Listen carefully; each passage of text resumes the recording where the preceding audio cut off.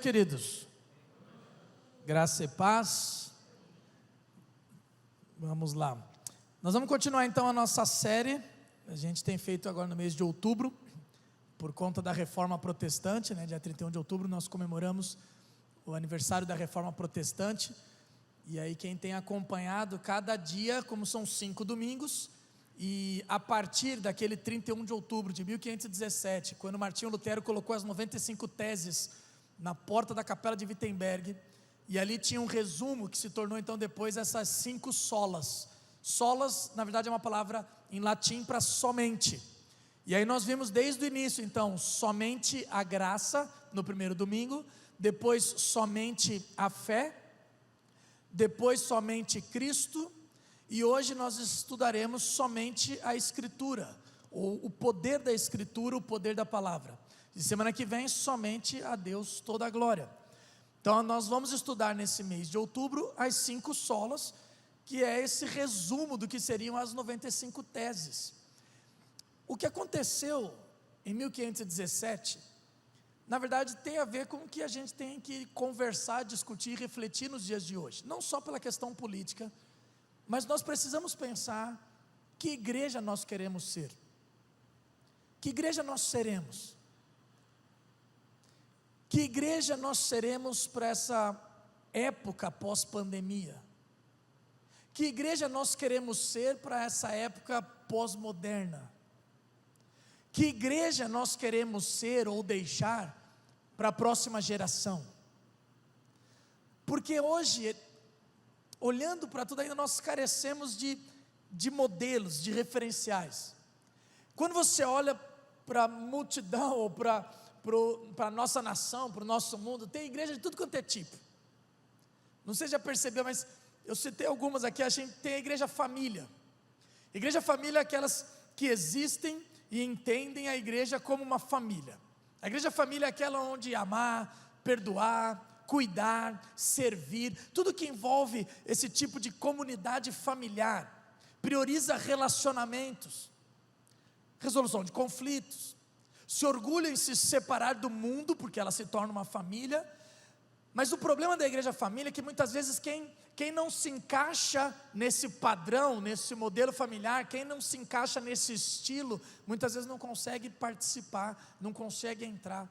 Um problema da igreja família também é que todo mundo se acha uma família, e normalmente é onde tem mais fofoca, onde tem mais um metendo o dedo na cara do outro, um querendo se meter na vida do outro, porque a gente se acha uma família. Tem a igreja escola. A igreja escola é aquela que foca no treinamento, no pedagógico, ama cursos, estudo bíblico. A igreja escola é aquela que enfatiza conhecimento bíblico, se pega em conceitos. Para a igreja escola, o cristianismo tem a ver com conhecimento das doutrinas certas. Quanto mais eu conheço, mais cristão eu sou. Mas o problema da igreja escola é que muitas vezes ela atrai alunos e não discípulos de Cristo. Mas tem a igreja exército. A igreja exército é aquele que sempre fala de batalha espiritual, gosta de batalha, está sempre em guerra, sempre lutando pela fé.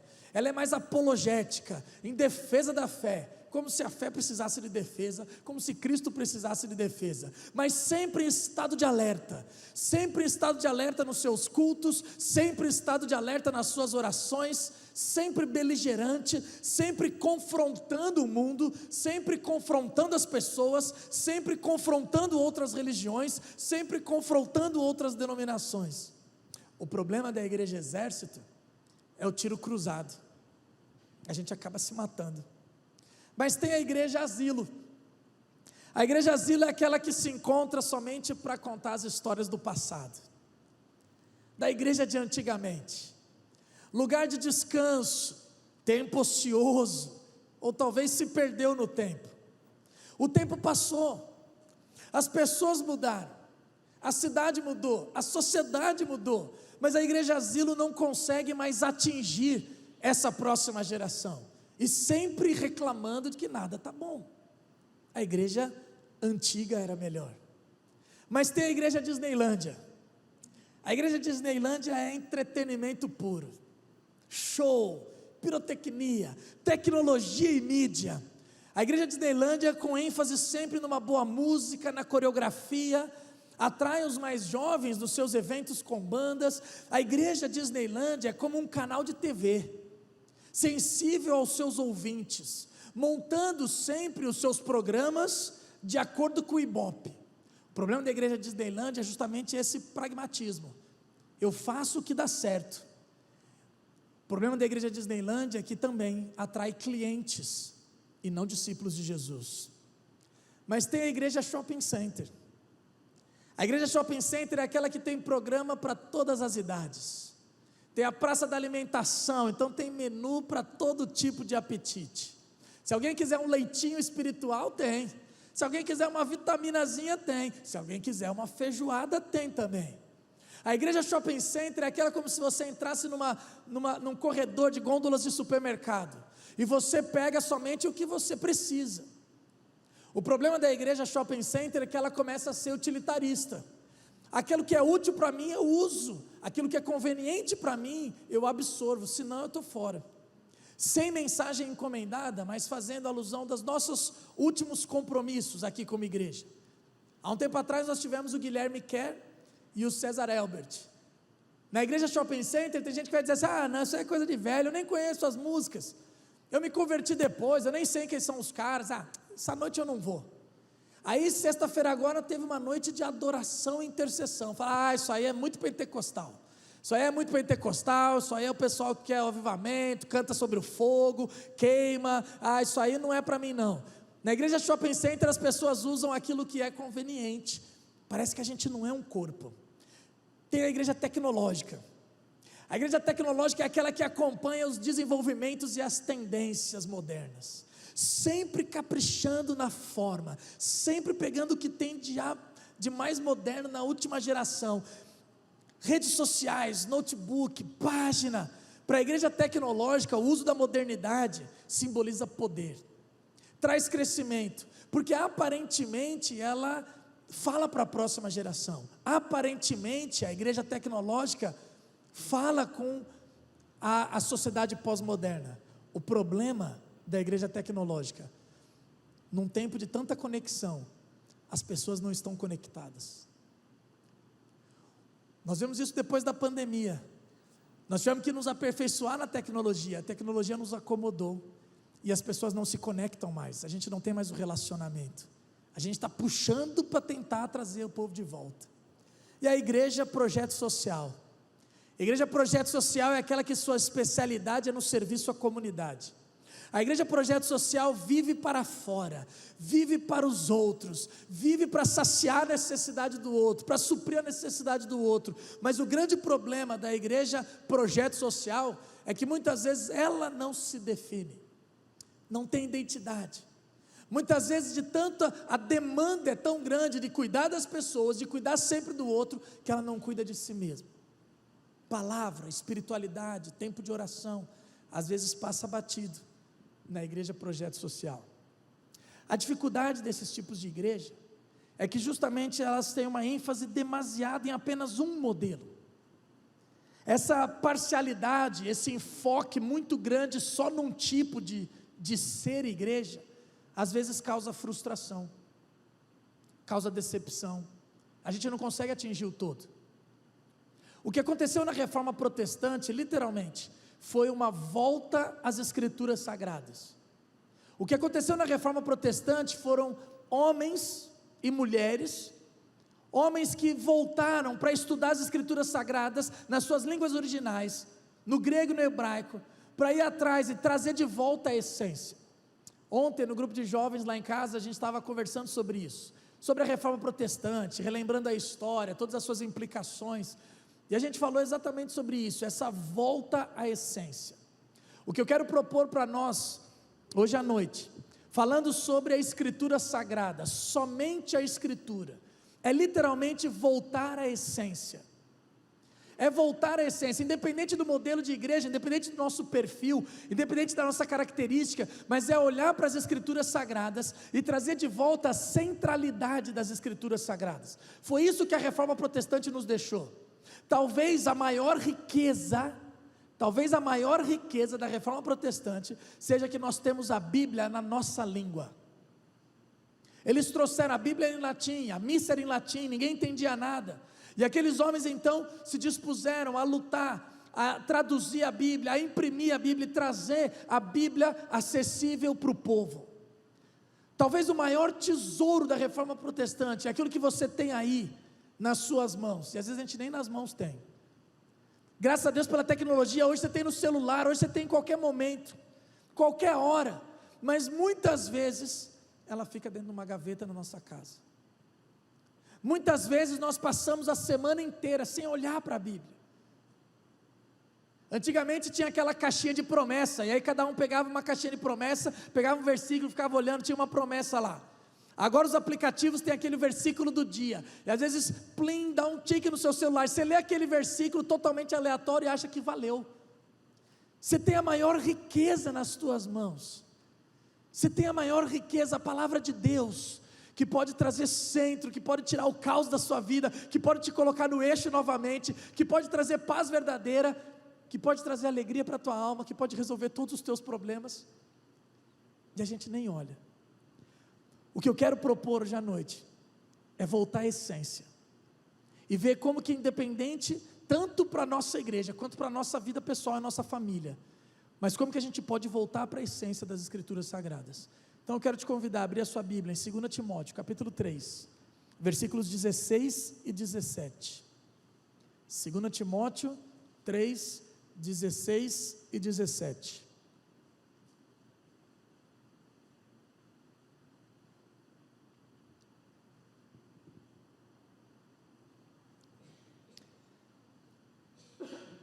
Segunda Timóteo 3, 16 e 17, então diz assim: toda a Escritura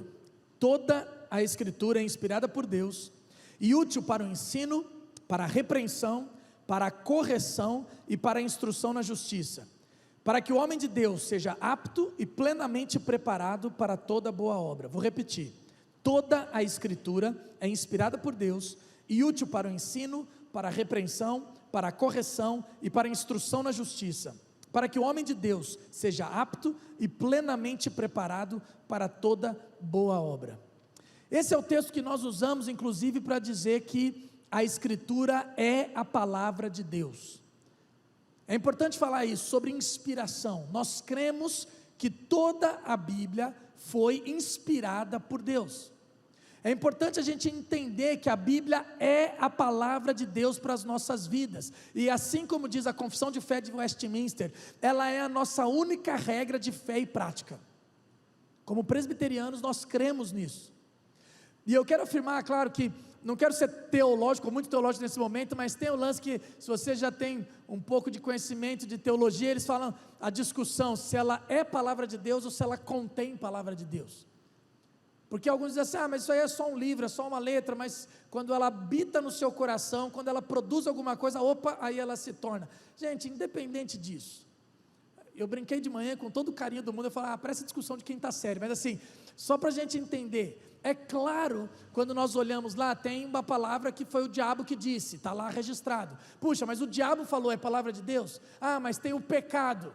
Tem tantos pecados na Bíblia, tem histórias de pecado na Bíblia, tem o adultério de Davi, você fala, puxa, mas isso é a palavra de Deus? Só para você entender, nós cremos que toda a Escritura, e quando diz toda a Escritura, que toda essa história, todos esses registros foram inspirados por Deus, porque nos trazem ensinamentos, nos trazem princípios e valores, nos trazem doutrina, mudam a nossa história, mudam a nossa vida. Então nós cremos que sim, toda a palavra, tudo que você tem aqui, tudo que está escrito, que tem nas tuas mãos, por isso que é uma riqueza, é um tesouro, é um negócio absurdo, que não tem palavras para descrever a importância disso aqui. Isso é a palavra de Deus para a nossa vida, está nas suas mãos. Toda a Escritura é inspirada por Deus, e como fala em 2 Pedro capítulo 1, versículo 20 e 21, falando que não tem profecia que não partiu do coração de Deus. Não existe profecia que não tenha partido do coração de Deus. Toda a profecia não veio do homem, não veio de interpretação humana, mas ela vem de origem divina. Agora é claro, inclusive a palavra no original, para inspiração, que toda a Escritura é inspirada por Deus, que ela provém de Deus, e homens falaram da parte de Deus, a ideia é soprado até. A palavra seria traduzida por soprado, mas a gente não é questão de um ditado. Nós não cremos que as pessoas entraram em transe para escrever, não. Deus inspirou homens e mulheres, Deus inspirou os seres humanos, mas de acordo com a sua personalidade, de acordo com o seu jeitão, de acordo com o seu perfil, para registrar aquilo que o Senhor queria que chegasse até nós. Por isso que quando você lê a Bíblia, você vê cada autor escrevendo de um jeito, cada um tem um jeitão de escrita, de narrativa, de poesia, cada um escreve com o seu conhecimento intelectual da época, cada um escreve do seu jeito, mas tudo, mesmo Deus usando a personalidade, o perfil, o jeitão de cada um, tudo foi inspirado e nasce na origem divina. Deus deixou para nós a regra de fé e prática. Deus deixou para nós o seu coração, Deus deixou para nós o seu caráter, Deus deixou para nós aquilo que Ele queria que fosse registrado para mudar a nossa vida. E o que a Bíblia fala dela mesma? E aí eu queria olhar agora à noite cada expressão e tentar olhar como que a Bíblia como que voltar para as Escrituras, como que voltar para a essência pode transformar o nosso ser, pode transformar o nosso jeito de viver, como que somente as Escrituras sagradas, e se nós nos debruçarmos a ela novamente, se voltarmos às Escrituras, como a gente tem falado sobre essa série em obras, é uma nova reforma no nosso interior, é uma nova reforma na nossa vida, na nossa casa, é uma nova reforma para a nossa igreja. Como que voltar às Escrituras sagradas pode mudar toda a nossa vida? Vamos lá. Toda a Escritura então é inspirada por Deus e útil para o ensino. A primeira palavra é ensino. Essa palavra é didascalia, da onde vem a nossa expressão didática. Toda palavra, toda a Escritura sagrada é útil para ensinar. Aqui a ideia é de doutrina. Não quer dizer que toda a Bíblia é doutrina. Como eu falei, tem narrativa, tem poesia, tem profecia, tem apocalíptico, tem vários métodos, várias literaturas, mas em tudo podemos aprender princípios e valores cristãos que o Senhor Jesus quer nos ensinar. E nós precisamos aprender, como Paulo fala em 2 Timóteo, falando para o mesmo Timóteo, dizendo: procure apresentar-te a Deus como obreiro aprovado, que não tem de que se envergonhar e que maneja corretamente a palavra da verdade. Quando Paulo fala isso, se existe um jeito de manusear corretamente a palavra da verdade, é porque tem gente que está manuseando de uma maneira errada. Antigamente a gente falava, quando ia fazer evangelismo, alguma coisa, falava assim: procura uma igreja perto da sua casa, que era o jeito mais fácil da pessoa se envolver e não perder a pessoa. Você conhecer, procura uma igreja perto da sua casa. Hoje não dá mais para fazer isso. Com dor do coração a gente fala, mas não dá. Você tem que falar: procura uma igreja perto da sua casa, mas olha para ver o que eles estão pregando, conversa, vamos começar um discipulado antes, vamos ver porque a gente precisa avaliar as Escrituras, para ver se de fato as coisas assim, como fala em Atos capítulo 17, que os crentes de Bereia eram mais nobres que os de Tessalônica, porque eles receberam a palavra com toda a avidez, mas eles examinavam as Escrituras todos os dias, para ver se de fato as coisas eram assim, e quem pregava ali, nada mais do que Paulo e Silas. Os caras falaram assim: Paulo, peraí, deixa eu analisar aqui, não, tá batendo, pode continuar. Paulo e Silas pregando, e a Bíblia fala que eles eram mais nobres que o de Tessalônica, porque eles examinavam as Escrituras, todos os dias. A gente precisa estudar. A questão é que a palavra de Deus, ela é útil para nos ensinar, ela é útil para nos doutrinar, mas a doutrina por si só também não vai mudar a nossa vida, a gente precisa colocar em prática. A doutrina sem convencimento da verdade, a doutrina sem aplicação prática, a doutrina sem mudança de comportamento, é só encher o nosso cabeção, é só intelectualidade. Eu tinha um professor meu no seminário que sempre falava assim: não existe teólogo de gabinete. E a gente ficava assim: mas como não? Ele falou: não existe teólogo de gabinete. Falou: mas a gente vê os caras que escrevem livros, os caras que são acadêmicos. Ele falava assim: não existe teólogo de gabinete, porque teologia é o estudo sobre Deus, e quando você estuda sobre Deus, Deus te leva em contato com as pessoas. Teólogo que é teólogo cheira ovelha, vai ter uma parte acadêmica, ele gosta mais disso, e talvez fique um pouco mais tempo ali, mas teólogo que é teólogo, que estuda o coração de Deus, que conhece o caráter de Deus, vai se lançar para as pessoas, não tem jeito. porque a teologia é relacionamento, a teologia é relacional, a teologia é servir as pessoas. A próxima palavra é repreensão, e a palavra aqui no grego é elegmos, que a ideia poderia ser traduzida como arguir, que significa literalmente mostrar, provar. É a mesma ideia de Tito 1:9 e versículo 13, que é o próprio Paulo falando, quando ele diz para Tito assim, apegue-se firmemente à mensagem fiel, da maneira que ela foi ensinada, para que seja capaz de encorajar outros pela sã doutrina, e de refutar os que se opõem a ela. Tal testemunho é verdadeiro, portanto repreenda-os severamente, para que sejam sadios na fé. A ideia de repreensão é a ideia de corrigir tanto os falsos mestres, como os próprios cristãos, membros da igreja. É um chamado para repreensão. Por exemplo, se o primeiro é ensinar, didascalia, o segundo é assim, quando o cara começa a se desviar, a gente traz de volta para o caminho. Mas não é o traz de volta acusando, não é o traz de volta humilhando, é um traz de volta. Essa expressão tem a ideia de um chamado para uma conversa, um diálogo face a face, sempre com a ideia, o objetivo de trazer para o caminho correto novamente. Quando eu penso em didascalia, e quando eu penso em elegmos, quando eu penso nessas duas palavras, eu vejo que o projeto de Deus, desde Deuteronômio, sempre foi ensinar uns aos outros. Se você pegar ainda Deuteronômio capítulo 6, vai falar que é o sacerdote da casa, o pai, ensinando os seus filhos, tu a inculcarás aos teus filhos, quando levantar, quando se deitar, andando pelo caminho, em casa, ao entrar, ao sair. Nós temos a responsabilidade de ensinar a próxima geração. Quando você pega o apóstolo Paulo, quando ele fala para Timóteo, ele fala a mesma coisa. Você pega aí homens fiéis e idôneos, que sejam capazes de ensinar a outros, e que sejam capazes de ensinar a outros. 2 Timóteo 2:2, ele fala um modelo de discipulado, de multiplicação. O projeto de Deus sempre foi o ensino de uns aos outros, onde a gente, através da palavra de Deus, a palavra é útil para ensinar, não é a igreja é útil para ensinar, o púlpito é útil para ensinar, não, é a palavra de Deus. Inclusive o púlpito é para trazer a centralidade das escrituras. O púlpito não foi feito para pastor, o púlpito foi feito para a Bíblia, para a palavra, para mostrar a centralidade das escrituras sagradas na vida do povo. O projeto de Deus sempre foi ensinar uns aos outros, só que a gente precisa aprender para ensinar, a gente precisa nos debruçar na palavra de Deus para ensinar, a gente precisa corrigir as pessoas que se desviam. O ser humano precisa ser repreendido, o ser humano precisa ser convencido. É claro que o Espírito Santo é que convence o homem da justiça e do juízo, do pecado, da justiça e do juízo, é o Espírito Santo que faz, mas ele nos usa como instrumentos. E a gente vive hoje uma geração, uma época que é muito mimimi. Você não pode falar contra a pessoa, você não pode corrigir, você não pode chamar para conversar. A pessoa não quer ficar mais, a pessoa quer sair da igreja, a pessoa não quer conversar mais com você, já perdeu a amizade.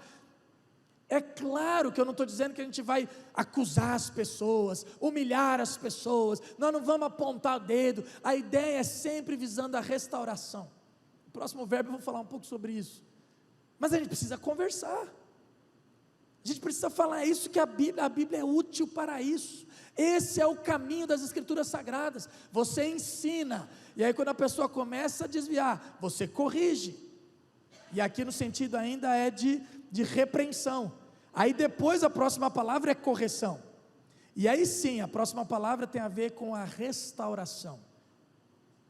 Depois da repreensão, essa correção apela como se fosse para a razão, mas poderia ser muito bem traduzido como restauração, apontar o caminho correto que foi abandonado. Eu chamar a pessoa para falar assim, se arrependa, e se ele estiver arrependido, vem, porque você deve ser reerguido. Você foi convencido que seu caminho estava errado, então agora vem para ser restaurado para o caminho correto. A restauração é um ato de compaixão. Essa palavra da correção, essa palavra de trazer para o caminho de volta, tem a mesma ideia, a mesma conotação, quando Estevão está pregando lá em Atos, falando para o povo: gente, se arrependam. Esse Jesus que vocês mataram, esse Jesus que vocês sacrificaram, ele era o Messias, ele era o Filho de Deus, e vocês estão errados, vocês estão no caminho errado, se arrependam, venham, visando a restauração. As pessoas não ouviram e apedrejaram ele. É como Jesus, no último capítulo de João, quando restaura Pedro, João capítulo 21, e ele fala: Pedro, tu me amas? Então Pedro, apacenta as minhas ovelhas. Pedro, tu me amas? Cuida do meu rebanho. Pedro, tu me amas? Então vem, se converte novamente, faz aí a tua direção, muda a tua rota, muda a tua direção, e volta para ser um pescador de homens, volta para o propósito, volta para a missão, lembrando que Jesus tinha morrido, tinha ressuscitado, e aí Pedro estava fazendo o quê? Pescando peixe novamente, e ele traz Pedro de volta. Essa é a ideia da correção, essa é a ideia da correção. A palavra de Deus é útil para corrigir as pessoas, e muitas vezes nós usamos a palavra de Deus para apontar o dedo, nós usamos a palavra de Deus para acusar as pessoas, nós usamos a palavra de Deus para mostrar que nós temos razão, que nós estamos corretos em nossas doutrinas, e afastamos as pessoas. Quando fala de correção aqui, é que a palavra de Deus sim deve ser usada para mostrar o caminho errado, mas para aproximar, para restauração, para corrigir em amor, para ter esse diálogo olhos nos olhos, face a face. Lembra até a questão de disciplina, a gente não fala mais sobre disciplina na igreja. Gente, disciplina é bíblico, e eu não estou, quando eu estou falando de disciplina, não é para botar medo, não é para falar que agora qualquer pecado vai ser disciplinado, não, não é isso. Eu falo que o único pecado que disciplina na igreja é a obstinação, porque qualquer pecado Deus perdoa, não existe pecado que Deus não perdoe, não existe pecado que Deus não perdoe. Mas quando a pessoa está obstinada, que você fala até isso, tem a questão da disciplina. Mas o texto da disciplina na igreja fala: se for entregar tua oferta no altar, e lembrar que teu irmão tem alguma coisa contra ti, o que fala? Vai até o teu irmão, conversa com ele, e se ele te ouviu, ganhou o teu irmão, acabou. Mas se teu irmão não te ouvir, você chama duas pessoas como testemunha, para quê? Para bater nele? Não. Para humilhar? Não. Você chama duas pessoas para tentar fazer a mesma coisa, para ganhar o irmão. A palavra de Deus fala de ganhar o irmão, e aí você chama 2 ou 3 testemunhas, para conversar com ele, para ganhar o irmão. Mas se ele não ouvir as 2 e 3 testemunhas, você chama a liderança da igreja, e aí você chama a liderança da igreja o quê? Para humilhar? Para colocar na frente? Para expor o irmão? Não. Você chama para a liderança da igreja também dizer que ama aquele irmão, para mostrar para ele o caminho que ele está errado, o caminho que ele está se desviando, e trazer de volta. E se ele não ouvir a liderança da igreja, você chama a igreja toda, você leva à frente. Para quê? Para expor, para humilhar? Não. Para falar: gente, nós te amamos, para a igreja toda ir no cara, para a igreja toda ir lá no comércio do cara, passar lá e falar: cara, você está fazendo falta, nós te amamos, nós precisamos de você, vem, larga esse caminho errado e vem para cá. Agora o que acontece muitas vezes? O camarada pecou, a gente cata o pecado do cara, bota na frente, já bota no ventilador, já expulsa o cara.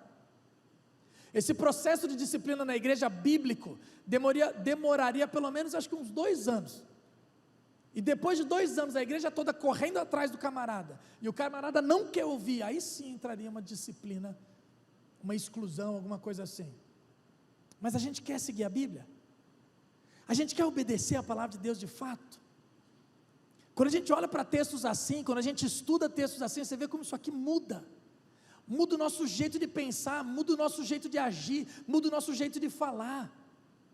A palavra de Deus nos transforma. Se nós trouxermos novamente a centralidade das Escrituras Sagradas para a nossa casa, para a nossa família, para a nossa vida, isso muda a nossa história, gente.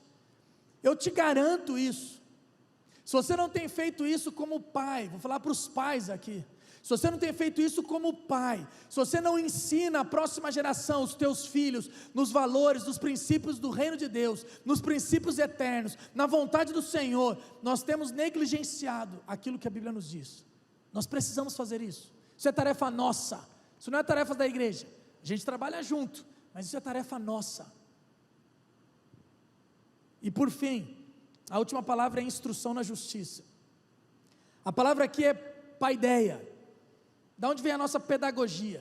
Essa palavra é mais fácil de traduzir, porque ela dá a ideia de treino, de exercício constante.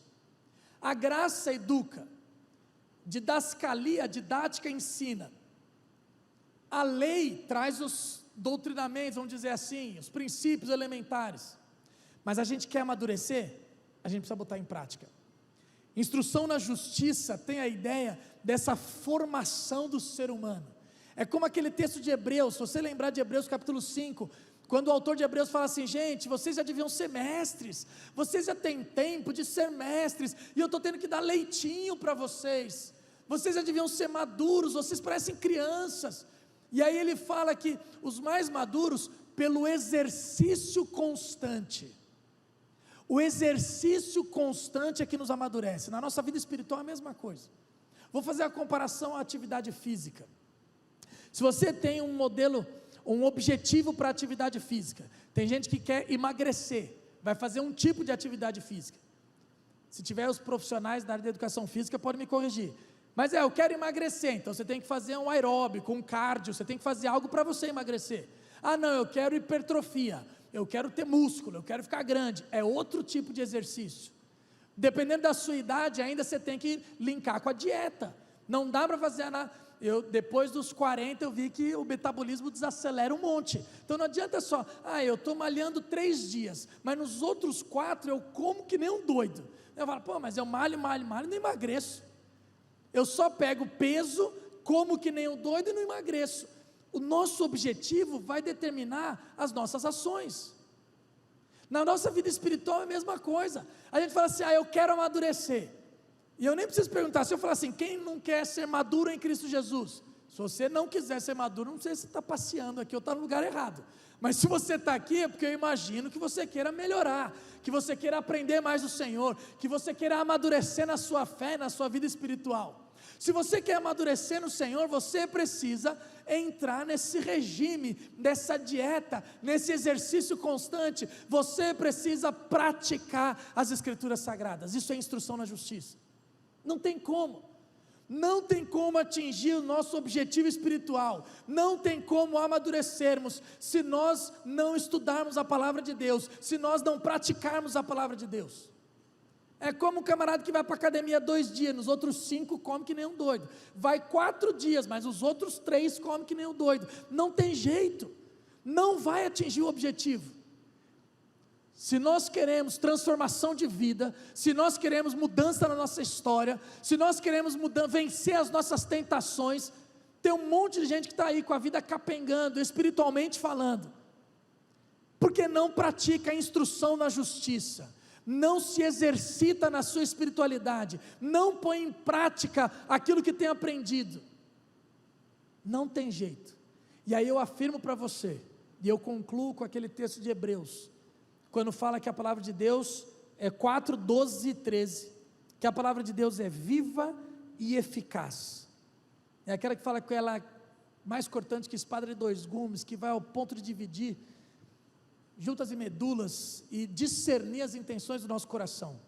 Mas eu quero concluir dizendo que ela é viva e eficaz. A palavra de Deus é viva, porque ela traz vida, ela gera vida.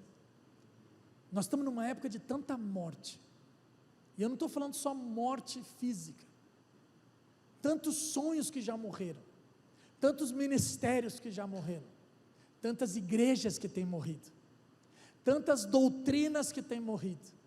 A gente tem vivido uma época de tanta morte, e a palavra de Deus, que é a fonte da vida, que está tão perto de você, às vezes no teu bolso, às vezes numa gaveta na tua casa, a fonte de vida está ali, e a tua família está morrendo, com a fonte de vida guardada numa gaveta na tua casa.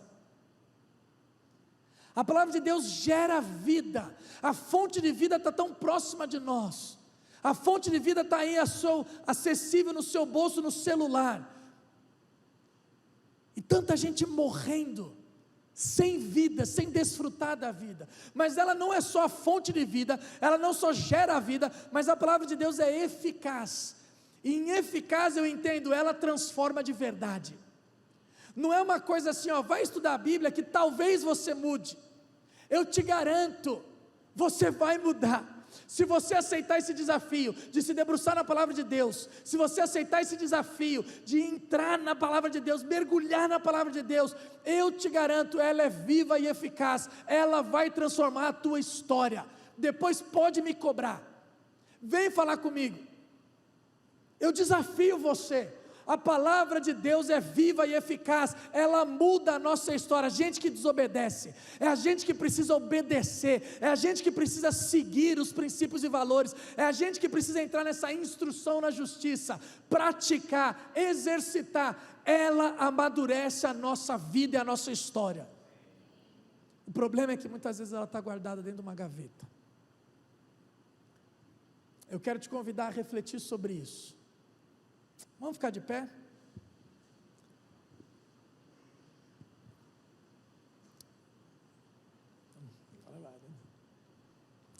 Enquanto nós vamos cantar essa canção, eu quero te convidar a pensar sobre como você tem valorizado as Escrituras Sagradas na tua casa, o quanto ela é central na tua vida, e se ela é central na tua vida, quanto tempo você tem estudado? Quanto tempo você passa lendo, estudando, pesquisando, indo atrás? E aí depois a gente se pergunta, por que eu não mudo? Por que minha vida não anda? Por que eu não vou para frente? Por que eu estou sempre caindo nessas tentações? Por que eu estou sempre vacilando?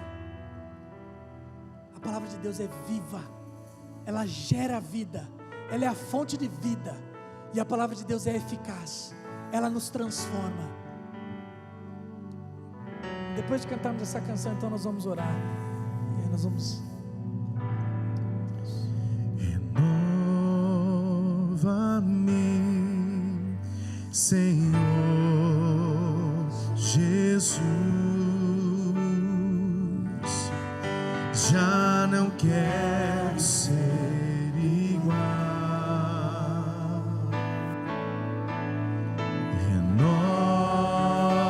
Renova-me, Senhor Jesus,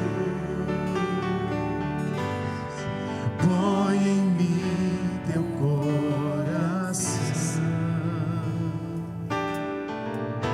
porque tudo que há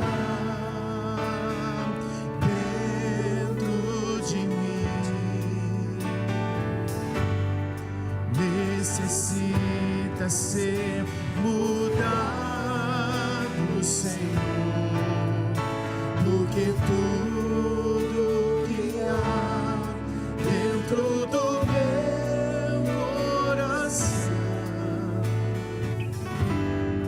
necessita mais de ti. Mais uma vez, renova-me. Renova-me, Senhor Jesus, já não quero ser igual.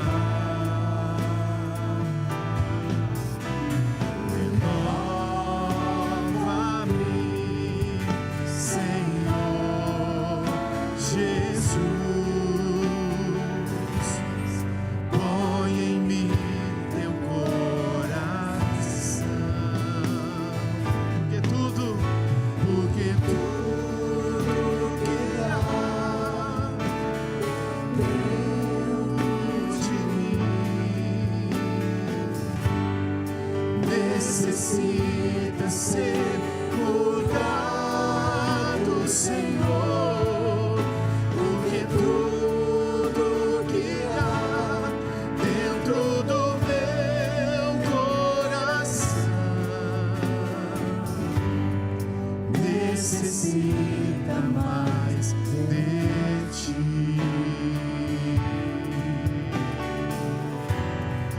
Necessita mais de ti.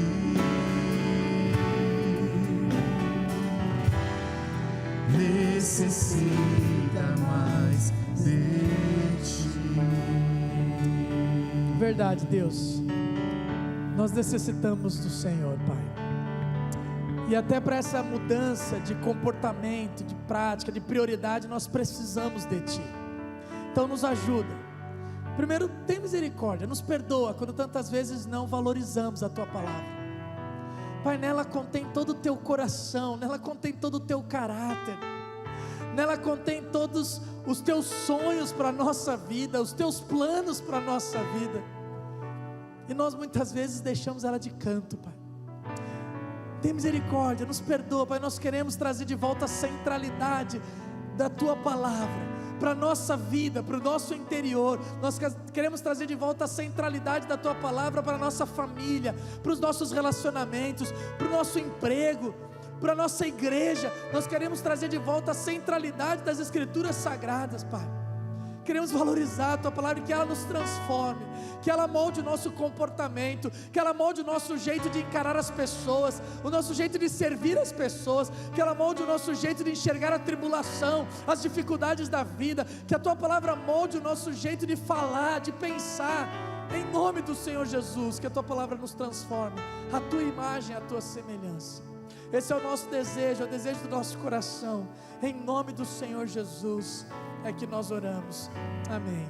Igreja, receber a bênção do Senhor, e que a graça do nosso Senhor Jesus, o amor de Deus, o Pai, e a comunhão, o consolo, os dons, o fruto do Espírito Santo, seja sobre a tua casa, sobre a tua vida, sobre a vida dos teus, não só agora, mas até a volta do Senhor Jesus por toda a eternidade, para a honra e glória dele, amém e amém.